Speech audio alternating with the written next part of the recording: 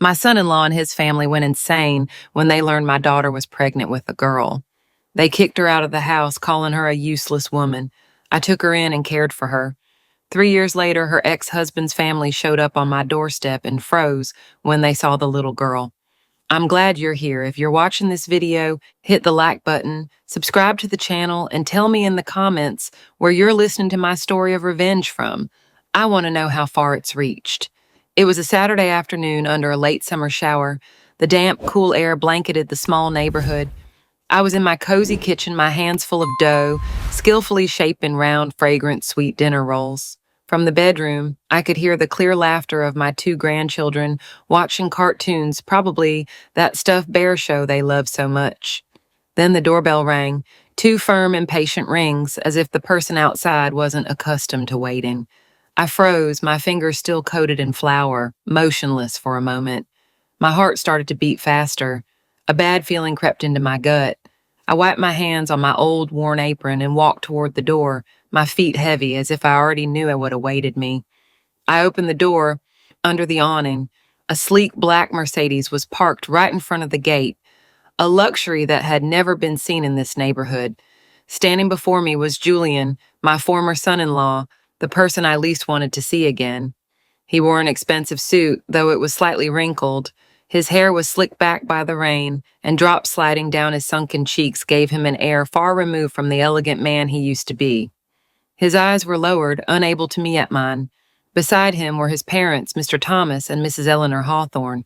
Mr. Thomas stood erect, broad-shouldered with a severe face, like a man used to giving orders. Mrs. Eleanor, as always, displayed a practiced smile with intense red lipstick, but her gaze was icy. In her hands, she held a large basket wrapped in gleaming cellophane, filled with expensive California wine and imported fruit. "Good afternoon, Mrs. Peterson," she said in an overly sweet voice. "It's raining so hard that, passing by here, we wanted to take the opportunity to say hello." She extended the basket toward me, as if it were an offering of reconciliation, an attempt to buy my goodwill. "We miss the boy very much," she continued, drawing out the words dramatically. "Children need a complete family, don't you think?" Her words were like a sharp, cold knife, though coated in honey. I looked at the basket and then into her eyes. I felt a knot in my chest. I knew they hadn't come out of affection. I didn't accept the basket. I stepped back, opening the door wider, and maintained a serene expression, even though everything inside me was trembling. "Please come in, it's raining out," I said in a neutral tone, as if receiving mere visitors. They stepped inside, and the sound of their footsteps echoed on the old wooden floor. Their eyes swept over the small living room, where the children's toys were scattered on the chairs and the floor.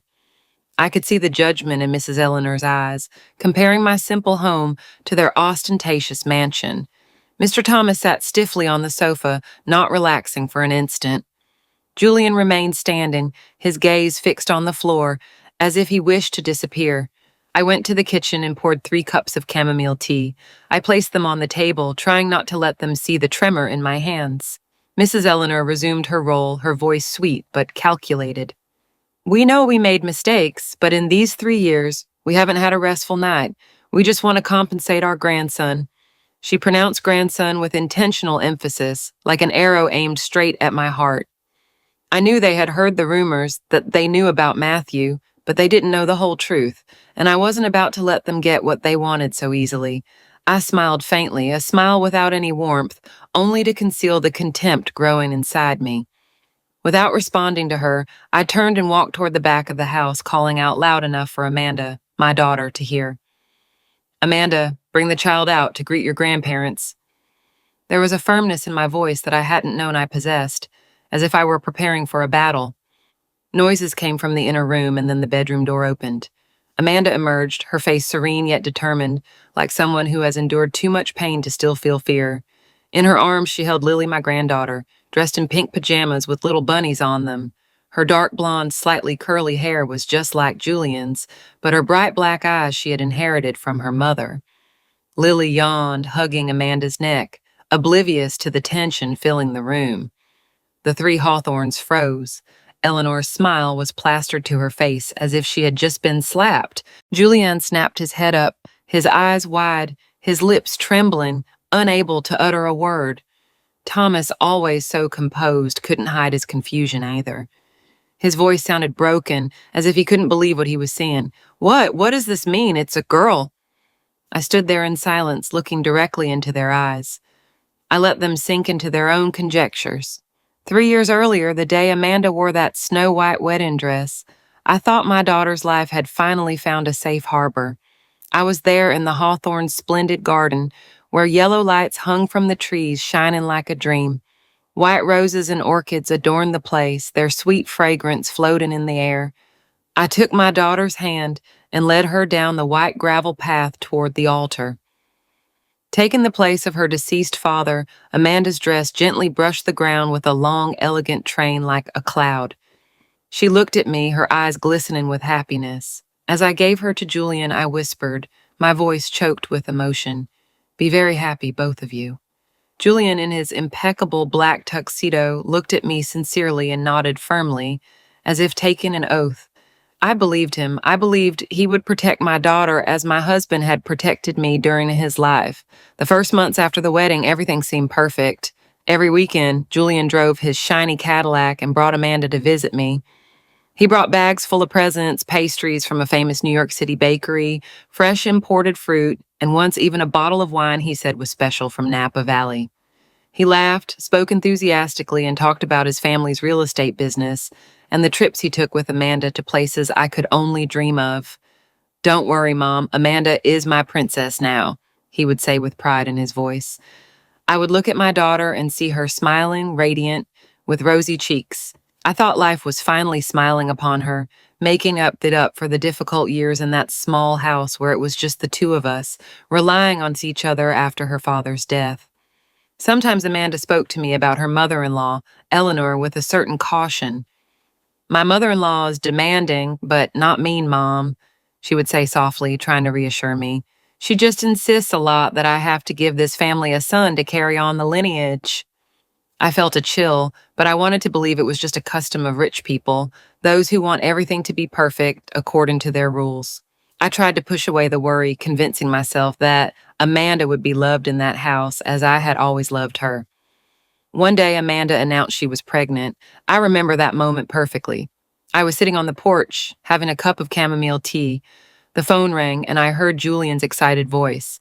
"Mom, Amanda is pregnant. We're going to have a baby." My eyes filled with tears, not of sadness, but of happiness. I imagined holding my grandchild, hearing a child's laughter filling this house. The Hawthorns organized a party to celebrate and invited me. The mansion was brightly lit. Servants came and went nonstop, and on the table were dishes I had never seen in my life. Mrs. Eleanor raised her glass of wine, smiled proudly, and declared, "This will be the pride of the Hawthorne family." I sat there, feeling out of place among so much luxury, but with a warm heart. However, that happiness didn't last long. One afternoon, as I was sweeping the patio, the phone rang again. It was Amanda. Her voice was trembling, completely unlike her usual cheerful self. "Mom," she said in a whisper, on the verge of breaking, "I just came out of the ultrasound. The doctor said it's a girl." I didn't manage to reply. There was only a long silence on the other end, followed by the sound of a glass shattering. Then Eleanor's sharp, cruel voice thundered, unaware that I was listening. "A girl? How useless. The Hawthorns don't need a useless mouth like that." That word, useless, felt like a knife directly to my chest. I called Amanda, but the line abruptly cut off. I dialed her number again and again, then Julian's, but no one answered. Dozens of calls, not a single reply. I felt that something terrible was coming. An indescribable fear squeezed my chest. Exactly 1 week later, at midnight, the phone rang again. I jumped up, my hands trembling as I picked it up. It was Amanda's number. "Mom, help me!" Her voice was broken by sobs, and the whistling wind coming through the receiver. "They kicked me out of the house." I didn't think about anything else. I grabbed my old coat, got into my rusty pickup truck, and sped off into the torrential rain. It was raining so hard that the windshield wipers were useless. But I didn't care. I only thought of Amanda, my daughter, whom I had sworn to protect my whole life. When I arrived at the Hawthorne mansion, the scene chilled my soul. Amanda, her belly already prominent, was kneeling in front of the locked gate. The rain soaked her completely, her hair stuck to her face, her shoulders shaking. Her suitcase had been thrown outside. It was open, and the baby's clothes floated in the puddles. Those tiny outfits, the wool bonnets I myself had knitted, were now covered in mud. I looked up at the second-floor window and saw Julian's silhouette just for a second before the curtain was abruptly drawn. He didn't even have the courage to face us. I ran through the rain and embraced her.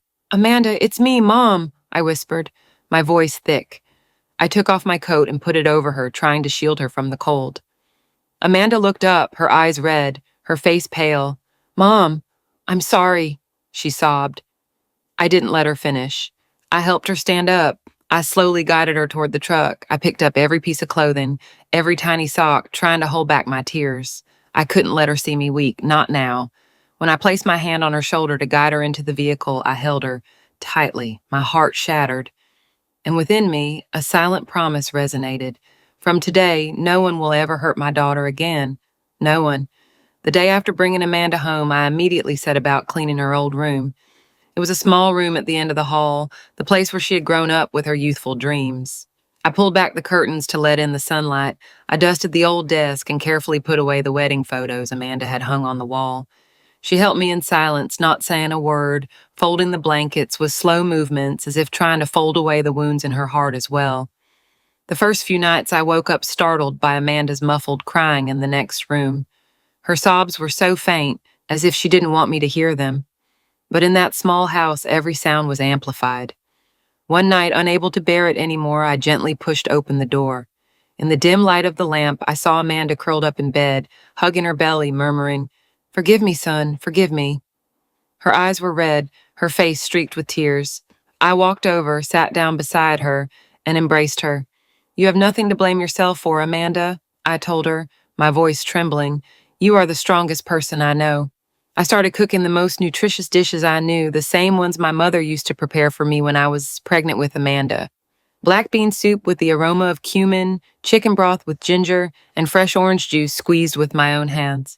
"You have to eat for yourself and the baby," I would tell her as I placed the plate in front of her. Amanda would just nod, pick up the spoon, but her gaze remained empty. I took her for a walk every afternoon around the neighborhood, through tree-lined streets. I hoped the fresh air and the bird song would restore some of her peace, but the neighbors' glances, their curious expressions, and the whispers behind our backs made Amanda drop her head. "Mrs. Peterson, your daughter was abandoned by her husband, wasn't she?" a neighbor bluntly asked me while I was buying groceries at the local market. I smiled coldly and replied, "My family's business is for me to handle." But inside, I felt a deep pain. I suffered not just for Amanda, but for how cruel the world could be to her. A week later, Julian's lawyer called. His voice was smooth, overly polite, and he asked for an appointment to finalize the divorce proceedings. I looked at Amanda, waiting for her reaction. She nodded, her gaze tired but firm. "Let's go, Mom," she said. We went to a small diner, not a fancy office as I had imagined. The tables were old wood. The smell of roasted coffee permeated the air, and a hanging lamp dimly lit the place, like a silent mockery. Julian appeared, his eyes cold, not giving Amanda a single glance. He sat across from us next to his lawyer, as if he had only come to close a deal. He placed a check on the table, with a figure so high it took my breath away. He pushed the paper toward Amanda and said in a monotone voice, "Take it, and don't ever appear in front of me again." I looked at my daughter, waiting to see what she would do. Amanda looked at the check, then lifted her eyes, staring directly into his. For the first time, her gaze neither wavered nor showed fear. "I don't need your money," she said, her voice clear and firm. She pushed the check back with a decisive gesture, like someone marking an end. Julian smiled with contempt, a sneer full of arrogance. He signed the divorce papers with a strong, dry stroke, as if wanting to erase Amanda from his life. Before leaving, he said with an icy voice, "I don't have any children. That baby never existed to me." His words were the final blow, cutting off any hope that might have remained in Amanda's heart.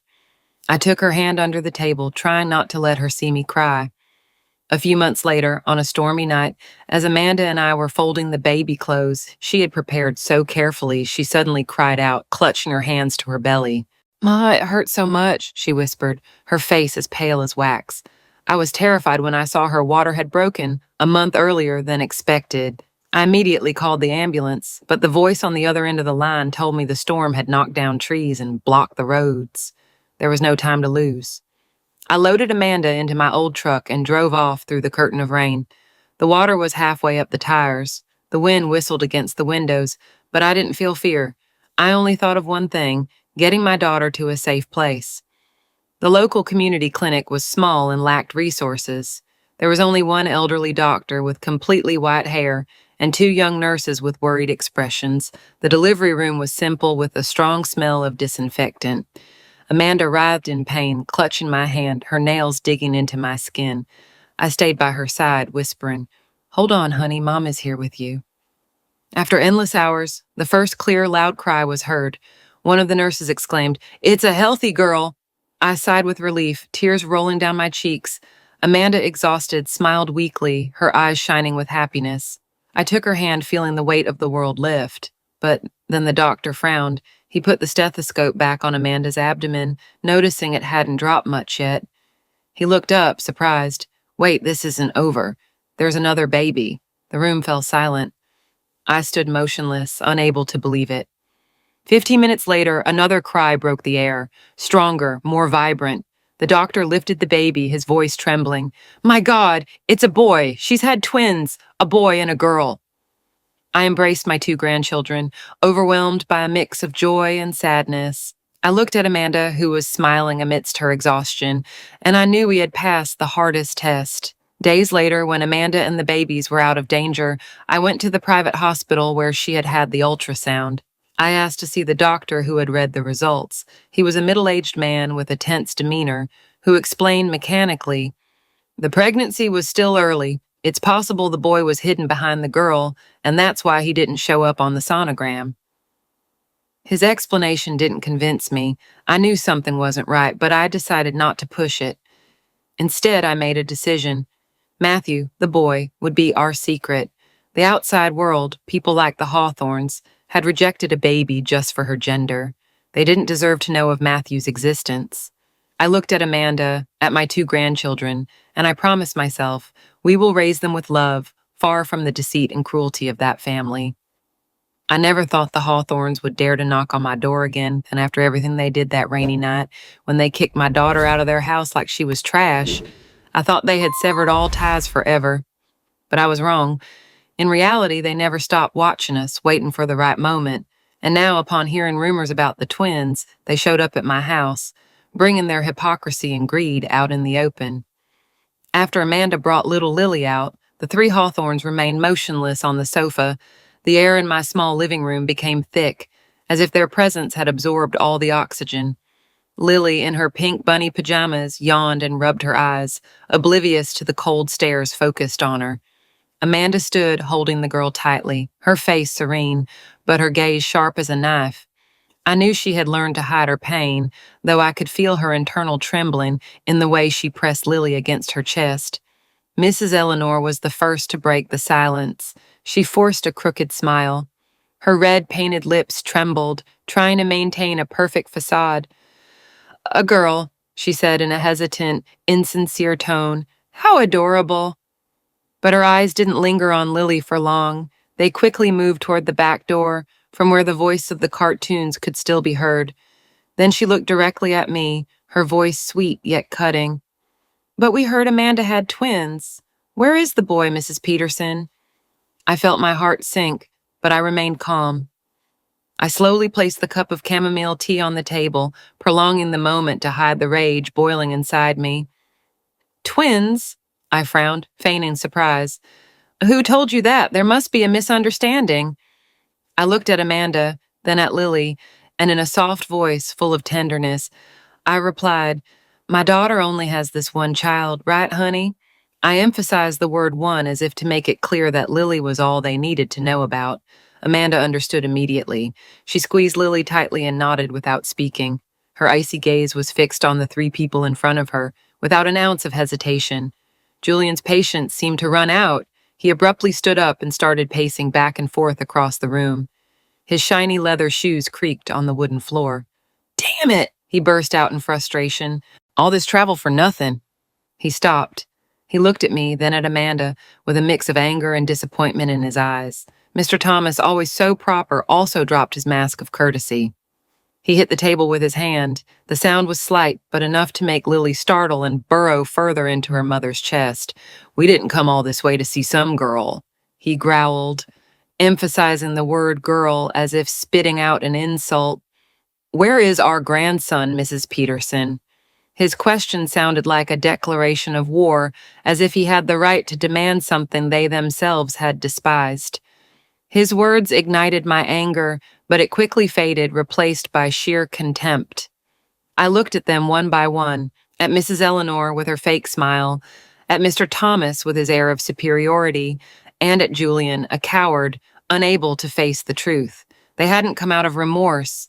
They hadn't come out of love. They had come for Matthew, for the heir grandson, for what they considered the pride of their lineage. For them, Lily, my little granddaughter, simply didn't exist. I stood up. I walked straight to the front door and opened it wide. The cold air rushed in, bringing with it the last of the rain.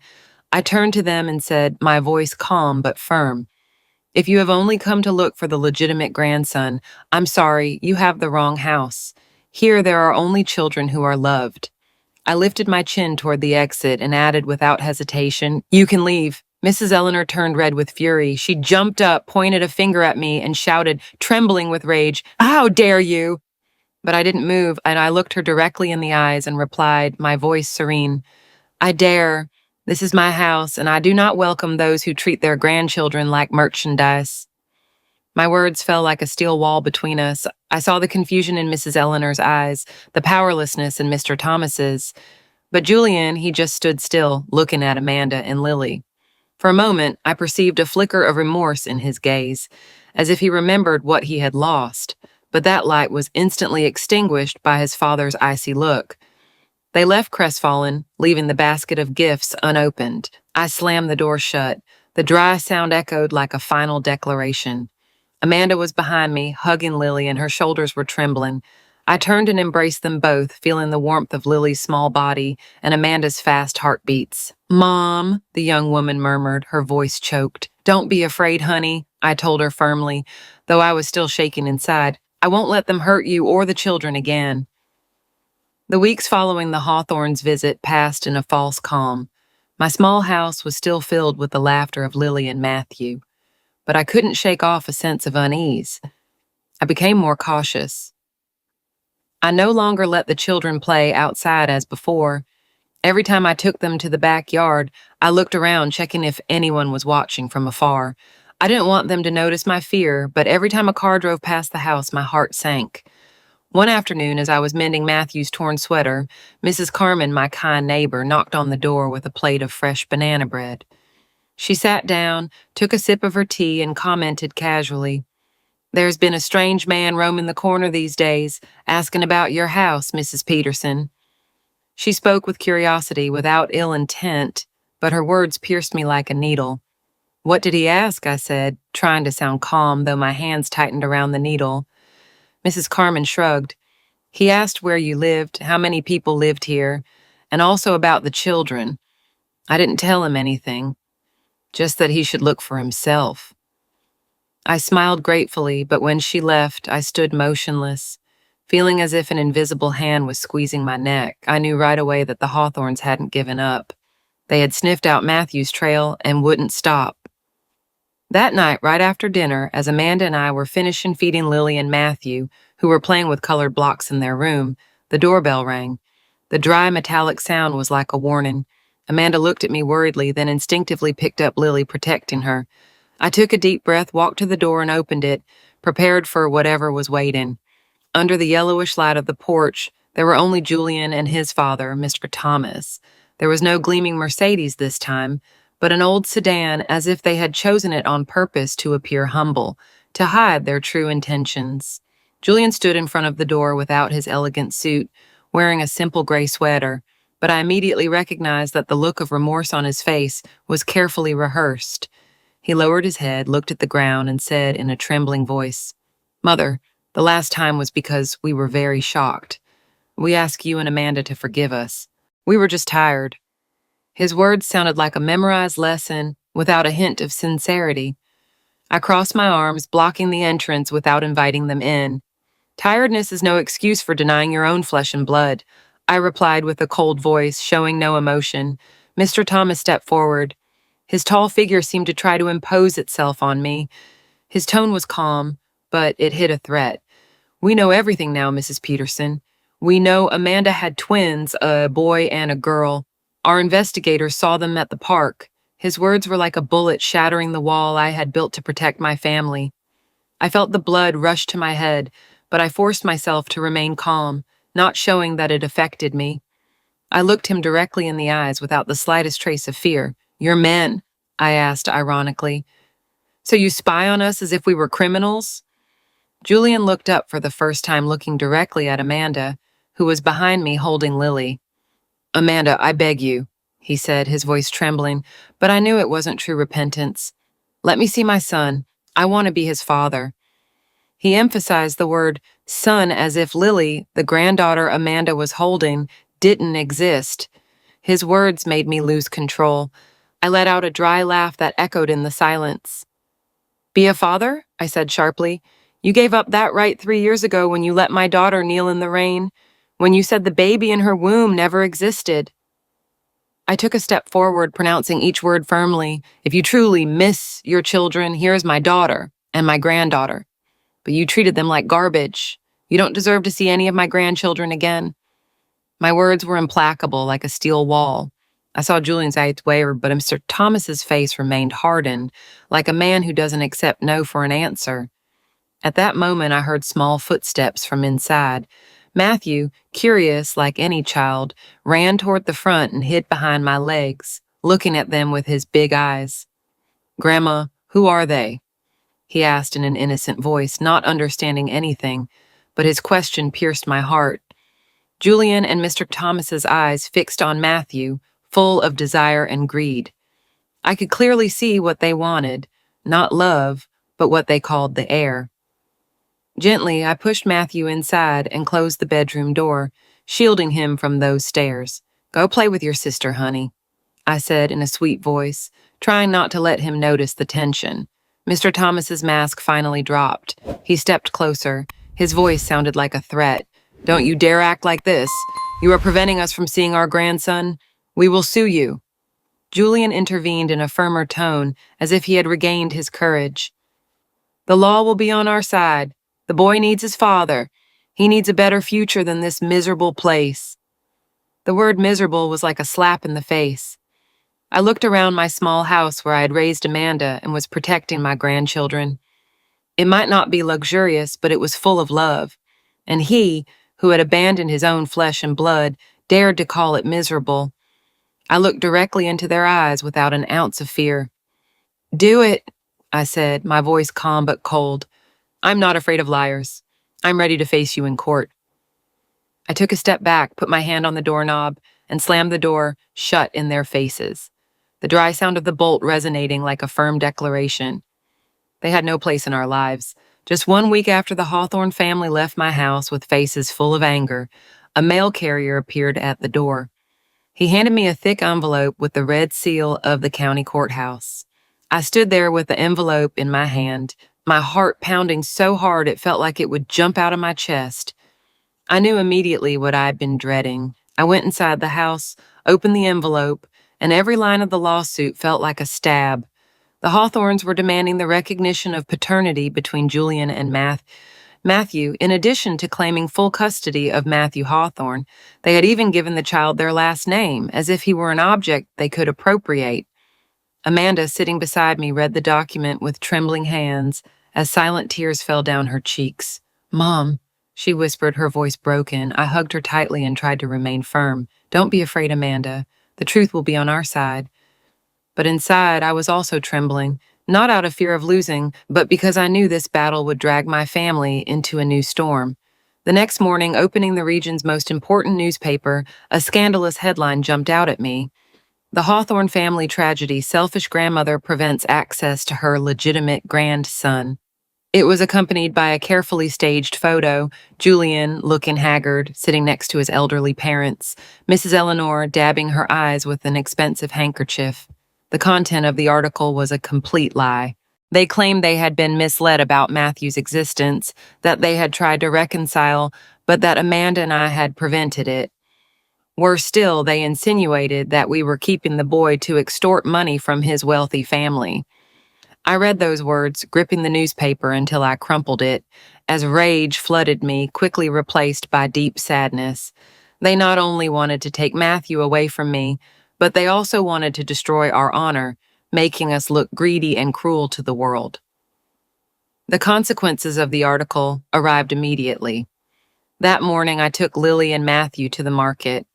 As always, the children held my hands, telling me stories from their preschool, but I noticed the strange looks around us. The vegetable vendor who used to greet me cheerfully now just weighed the produce in silence before turning away. A nearby fruit vendor muttered to a customer, "How grasping, keeping the kid to squeeze money out of the rich people." I heard every word like needles in my heart. I squeezed Lily and Matthew's hands and forced a smile so they wouldn't notice anything, although my soul was heavy. On the way back, Matthew innocently asked, "Grandma, why didn't the vegetable lady give me a lollipop today?" I just stroked his head and replied, my voice catching, "She ran out of lollipops. I'll buy you one tomorrow, okay?" But deep down, I knew it wasn't about lollipops, but about the judgment of the outside world. The monthly meeting of the book club, where I once found joy sharing books and stories, had become an invisible border. The president, who used to invite me for tea, suddenly changed the topic of the day to the importance of family lineage. My old friends avoided meeting my eyes. Some murmured among themselves when I passed by. I tried to stay for a few minutes, but the atmosphere became unbearable. I got up, packed my things, and left in the middle of the meeting. Outside, the light of the setting sun fell on my shoulders, but I felt more alone than ever. The betrayal of those I thought were friends tore at my soul. I wondered if there was still room for truth in this world, but I knew I couldn't sit back and wait. I couldn't allow the Hawthorns to continue inventing their story full of lies. I went to find Mr. Rojas, an old friend of my late husband. Mr. Rojas was already retired, but his reputation as a fair man still resonated in the town. I went to his house, a small home with a garden full of yellow daisies. He listened attentively as I told him everything, from the night Amanda was kicked out of the Hawthorns' house to the time they showed up demanding to see Matthew.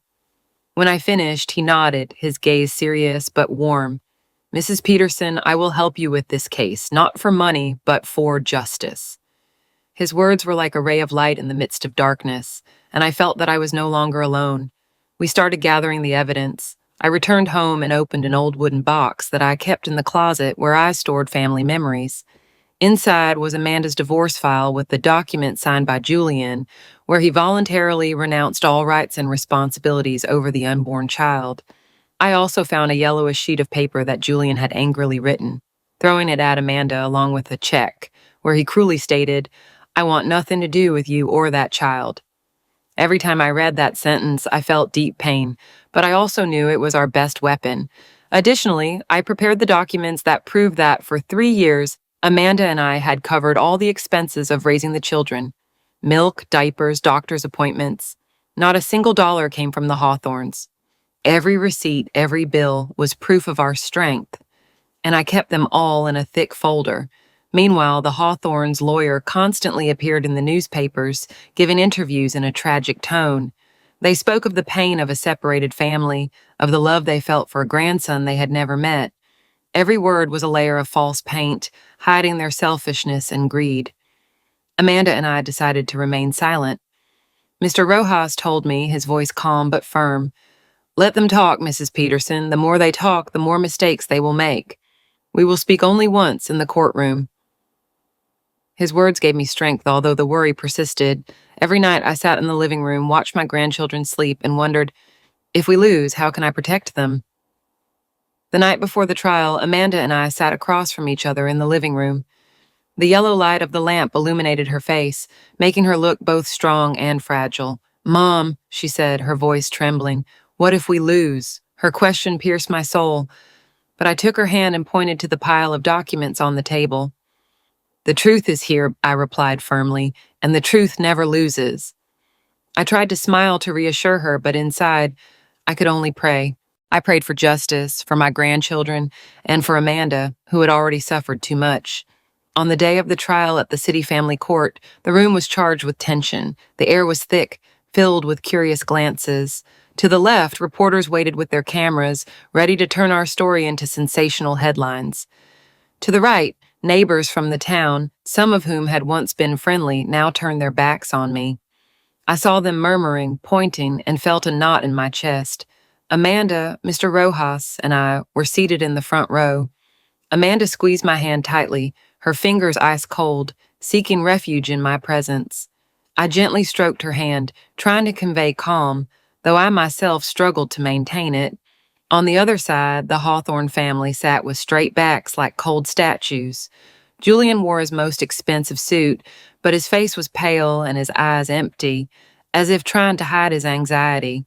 Mrs. Eleanor wore dark sunglasses, looking more like someone on vacation than a person at a trial, and Mr. Thomas maintained an iron expression like a man used to giving orders and never losing. Seeing him, a cold anger ran down my back, but I repeated to myself that I had to remain calm. This was not just a battle for Matthew, but also for my family's honor, for everything we had endured. The Hawthorne's lawyer, a young man with a neat appearance, stood up to begin his opening statement. He spoke with great eloquence, as if performing in a crowded theater. He spoke of the sacred paternal bond that had been broken, of the pain of grandparents who couldn't see their grandson. He showed invoices for expensive toys and children's clothing that the Hawthornes had recently purchased, as if they were proof of their affection. I looked at those invoices and felt my stomach clench. Those things weren't for love, but part of the spectacle they had staged to keep Matthew. Then he called his witness, and my heart stopped when I saw the book club president take the stand. That woman who had invited me for tea, who used to smile kindly, now avoided my gaze. She testified in a monotone voice. The Peterson family seems to be living much better lately. I heard they receive money from somewhere. Her words were like a knife, insinuating that we were using Matthew for gain. The room murmured, and I felt the stares piercing me as if I were a greedy, selfish woman. Amanda squeezed my hand tighter, and I knew she was holding back tears. When it was our turn, Mr. Rojas didn't rush. He called me as the first witness. I stood up, my legs trembling but my heart firm. As I took the stand and looked at the room, I felt that my entire life was being judged. The Hawthorne's lawyer looked at me with a mocking smile and threw a provocative question. Mrs. Peterson, you held on to the boy, hoping to get some benefit from my client's wealthy family, correct? The room murmured again, and the sound was like needles sticking into my chest. I took a deep breath, looked him in the eye, and then turned toward Julian, saying in a low but firm voice that resonated throughout the room, Benefit? I have only cared for what you abandoned. I began to speak, every word coming from the depths of my soul. I recounted that rainy night 3 years ago when I found Amanda kneeling in front of the Hawthorne's gate, her belly swollen and the baby's clothes thrown in the mud. I described Julian's silhouette behind the curtain, watching her without coming out to help. I recounted the days and nights that followed when Amanda and I faced everything alone, without a single dollar of help from the Hawthornes. Silence fell over the room. Only my voice could be heard, steady but full of strength. I saw some people lower their heads, others wiping away tears. I wasn't speaking to inspire pity. I was speaking so the truth would come to light. Mr. Rojas stood up and began to present the evidence. The large screen in the courtroom lit up. First, he read aloud the clause from the divorce decree, where Julian voluntarily signed away all rights and responsibilities over the unborn child. The judge, a middle-aged woman with a severe gaze, asked Julian to confirm the signature. He muttered, barely audible, "Yes, it's mine." The entire room gasped, and I watched his face turn even paler. Then Mr. Rojas presented the original handwritten letter from Julian to the judge and projected the image onto the screen. The phrase, "I want nothing to do with you or the baby," appeared clearly, like a stab that shattered the Hawthorne family's pretense. A murmur of astonishment ran through the room. Reporters started taking photos nonstop. I looked at Julian. His head was bowed, and his hands were clenched on the armrest of the chair. Mrs. Eleanor took off her dark glasses, her eyes filled with panic, while Mr. Thomas remained motionless, as if trying to preserve the last shred of his pride. Finally, Mr. Rojas opened the old file and pointed out that there was a record that Amanda was expelled from the house while pregnant and that the Hawthorns only paid a small sum of money to silence the matter.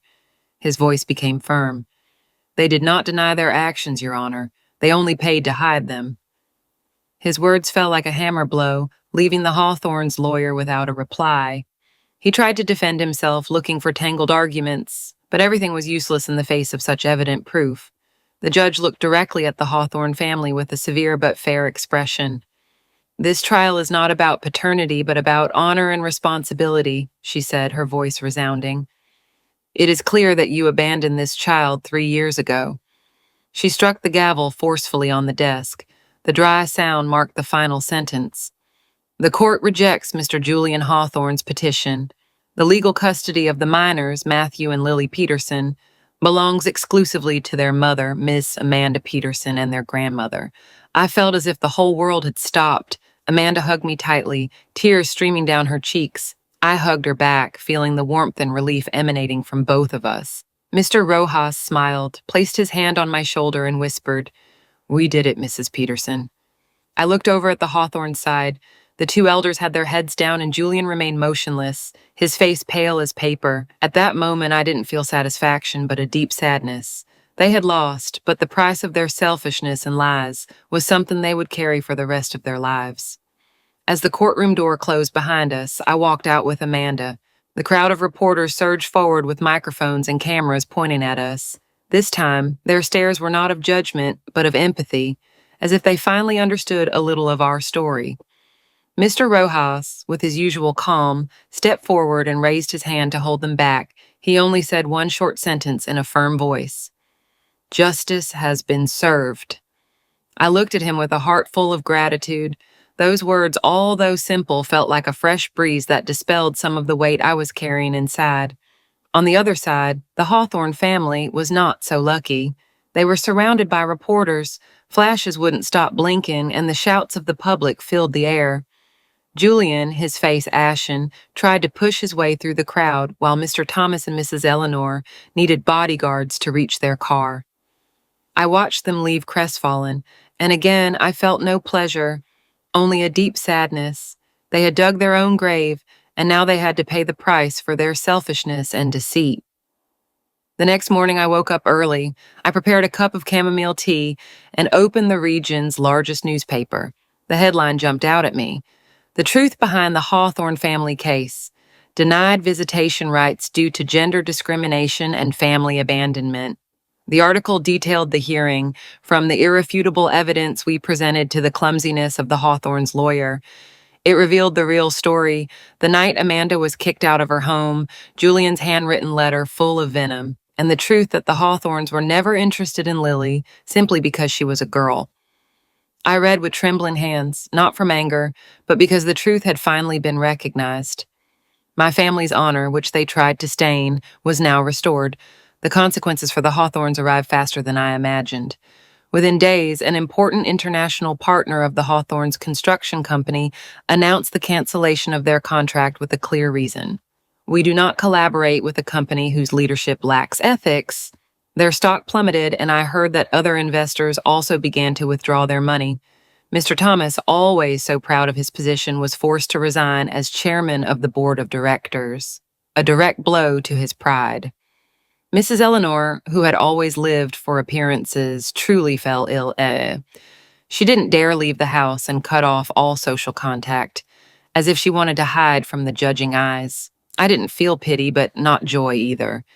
They reaped what they sowed, and I only wish they would leave my family in peace. But Julian, instead of repenting, became more resentful. I heard that he felt publicly humiliated, stripped of everything. For someone like him, failure is never easy to accept. Months later, the New England High Society murmured the news. Businessman Julian Hawthorne, engaged to Miss Valerie Ledesma, only daughter of the National Bank president. Their wedding was lavish, 10 times more luxurious than the one he had with Amanda. Photos in the newspaper showed an elegant Julian next to a radiant bride in a garden full of flowers and lights. It was said he was trying to pick himself up, to prove he was still a winner, that he could have something better. But looking into his eyes in those photos, I saw an unmistakable emptiness. Our life, meanwhile, slowly returned to normal, although a different normal. One morning, Mrs. Carmen, the neighbor who had warned me about the suspicious men, knocked on my door with a plate of banana bread. "Mrs. Peterson, I'm sorry," she said, her eyes full of guilt. "I believed the lies in the newspapers. I was wrong." I smiled, accepted the plate, and invited her for tea.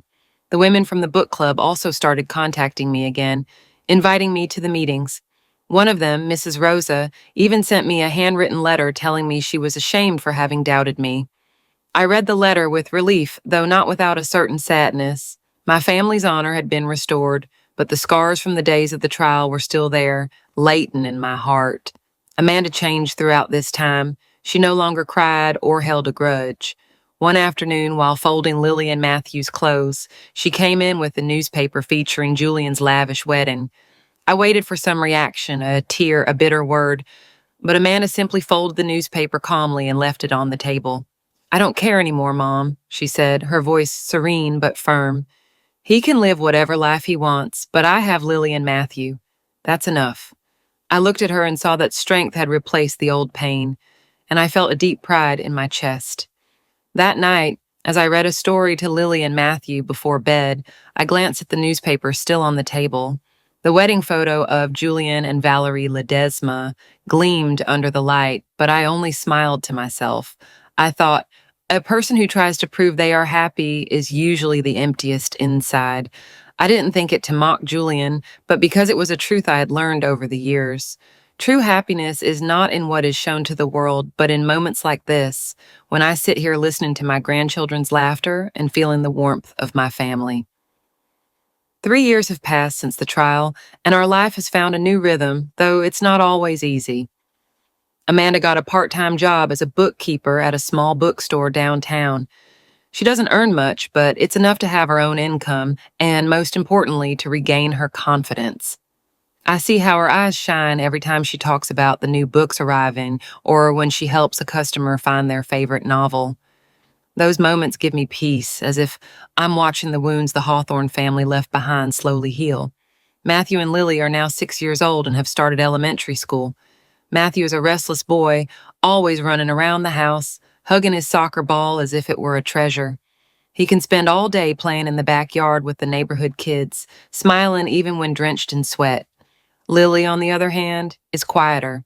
She likes to sit by the window and draw. Her drawings, full of daisies, fill my heart with a warmth that is hard to explain. These two children are the joy and light of this house. Every night when they cuddle up next to me to listen to a story or laugh at some silliness, I feel that everything we've been through has been worth it. Sometimes I still hear rumors about the Hawthorne family. Their company managed to emerge from the crisis thanks to the Ledesma's support, but they never regained the prestige they once had. Mr. Thomas is now just a shadow of his former self and rarely appears at social events. Mrs. Eleanor, who lived dependent on appearances, practically disappeared from high society parties. I don't think much about them, but those stories reach me as a reminder that justice, although slow, always finds its way. One autumn night, with the air a bit chilly, I was clearing the table after dinner. Amanda was checking Lily and Matthew's homework, smiling occasionally when Matthew showed her an exercise the teacher had praised. The house was calm. Only the rustling of the notebooks and the children's whispers could be heard. Then the doorbell rang, two sharp, dry knocks like a knife cutting the silence. My heart skipped a beat as if the memories of the confrontations with the Hawthorns had suddenly returned. Amanda looked up with a flash of worry. I took a deep breath, wiped my hands on my apron, and went to open the door. Under the yellowish light of the porch, I saw Julian. He was no longer the same man from 3 years ago. Without his elegant suit or his arrogant look, he wore a worn coat. He looked thin with a grown beard and a haggard face. The deep circles under his eyes spoke of sleepless nights. He stood there hunched over like a man defeated by life. He murmured in a hoarse voice, looking at the ground. "I haven't come to claim the children, I just want to apologize." I stood in silence in front of the door, not inviting him in. I wanted to hear what he had to say, but inside me, there was no room left for trust. He took a deep breath and began to speak. His voice choked, as if every word was a struggle to pull from deep within. He spoke about his marriage to Valerie Ledesma, more of an economic contract than a love story. She is beautiful, but cold, he said with a bitter smile. She always wants to control everything, always jealous of my past. She says I'm a failure because I couldn't keep my children. He recounted that they had tried all kinds of treatments, both in and out of the country, but after 3 years they still couldn't have children. The doctor said the problem was Valerie's, but the Hawthorne family didn't dare confront her, as their company depended on the National Bank owned by her father. He described his luxurious mansion as a cold tomb, without laughter or warmth. Every night, he said, his voice breaking, I go to bed in an empty room and I hear children's laughter. I imagine Matthew and Lily. I imagine them saying Daddy for the first time, taking their first steps. I destroyed all of that with my own hands.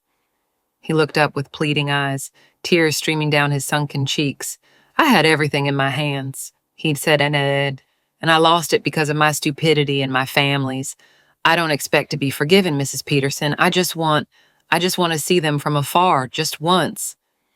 His words sounded like a prayer, but I didn't feel compassion, not because I hated him, but because I knew the forgiveness wasn't mine to give. I turned back into the house and called softly, Amanda, honey, come here. Amanda came out, still holding Lily. The girl looked at Julian with no expression. Her calmness was more terrifying than any anger. Julian watched her like a defendant before his judge, his head bowed. Amanda, he murmured, but she didn't let him finish. Amanda looked at him for a long moment before speaking, her voice quiet and serene. I already forgave you, Julian. A long time ago. He lifted his head with a flicker of hope in his eyes, but Amanda continued in the same tone. But I forgave you, not to get back together with you, or for you to be a part of my children's lives. I forgave you so I could be at peace with myself. Her words were like a clean cut, without resentment or anger, just the truth spoken with simplicity. Then she took a step back, stood beside me, and hugged Lily tightly. Go, Amanda said, her voice not trembling. Julian stood still, as if wanting to say more, but Amanda's gaze made it clear there was nothing left to say. He turned around and walked away under the dim streetlight, his thin figure gradually disappearing into the darkness. After that night, Julian appeared at my house. He never bothered us again. But sometimes on weekend afternoons, I would see his old sedan parked at the top of the street. He never knocked on the door, never asked for anything. He would just stay there near the wooden fence, leaving some things, a remote-controlled car, a set of colored markers, or a box of cookies that Lily and Matthew loved. These gifts were always carefully wrapped, accompanied by a small note written in a shaky hand. For the children. Matthew and Lily, with the innocence of children, always ran excitedly to receive the gifts. The nice uncle is here, Matthew shouted, hugging the toy car tightly, his eyes sparkling with joy. Lily held a box of colored pencils. She timidly murmured, "Thank you," before turning to me to show off. "Grandma, the teacher said I draw really well today." Julian just stood there smiling, but his smile was sad and his eyes were moist. Once he crouched down to quickly hug the children, just for a few seconds, then straightened up and walked away without looking back. Amanda and I watched him from the window without saying a word. There was no anger or satisfaction, just a silent acceptance. The children didn't know he was their father, and perhaps that was for the best. On the anniversary of my husband's death, as every year, Amanda and I took Lily and Matthew to visit his grave. The cemetery was on the outskirts, where rows of eucalyptus trees stood straight, and the leaves whispered in the wind. I cleaned the gravestone and placed a bouquet of yellow chrysanthemums on it, my husband's favorite flowers. Lily and Matthew played nearby, their pure laughter echoing in the calm air. I sat next to the grave and whispered softly, "See, honey, we're okay. Amanda is stronger than you thought, and the grandchildren are our greatest joy." Amanda sat beside me, resting her head on my shoulder without saying anything. I felt the warmth of her body, and for an instant, a profound peace enveloped me. Then Amanda spoke, her voice soft as the wind. "Mom, I don't feel hatred for Julian anymore. I only feel relief. Seeing him like that doesn't bring me happiness." Her words left me motionless. I stroked her hair and smiled. "You've learned a lesson that many adults never grasp. Sometimes the true victory is not in defeating the enemy, but in finding peace within yourself.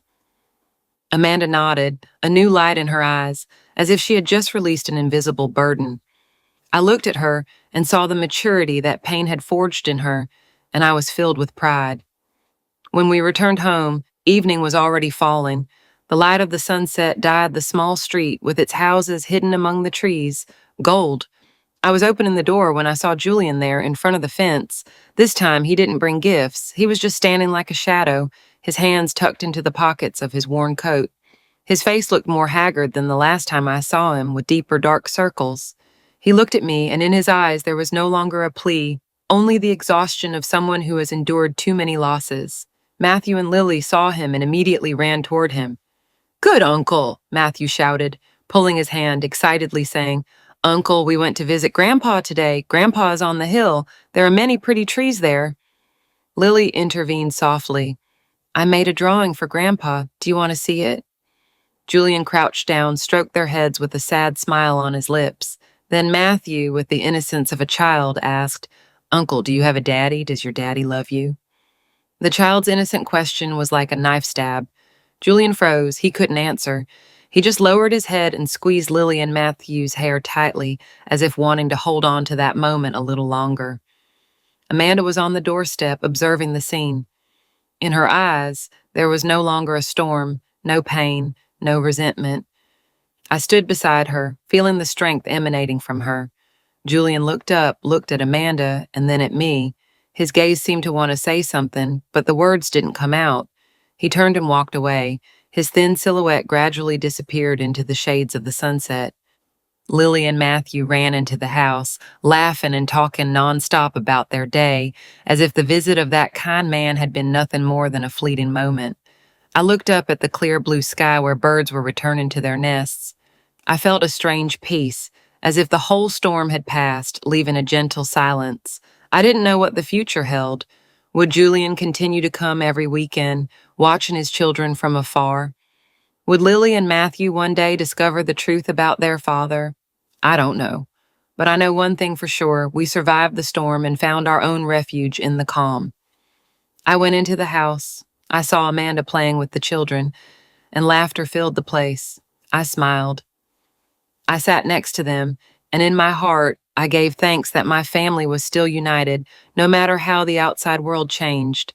After everything we've been through, I understood that life is never easy for those who choose the right path. But it is in pain that one learns what it means to be strong. I understood that true love does not come from prestige or money or a last name, but from silent sacrifice and the heart that protects what is just.